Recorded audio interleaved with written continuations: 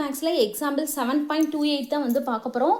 Prove பண்ண சொல்லியிருக்காங்க. இதுதான் வந்து நம்ம கண்டுபிடிக்க போகிறோம்.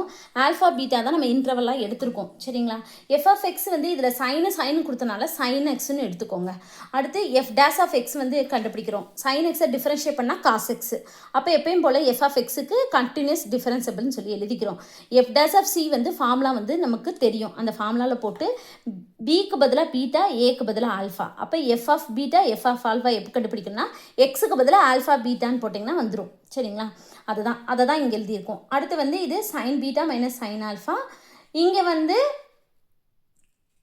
எஃப் டேஸ் ஆஃப் சி வந்து காஸ் சி, ஏன்னா காஸ் எக்ஸு, எக்ஸுக்கு பதிலாக சி டிஃப்ரென்ஷியேட் பண்ணி வச்சுருக்கோம்ல, அதை எடுத்து இங்கே போட்டுடுறோம். சரிங்களா?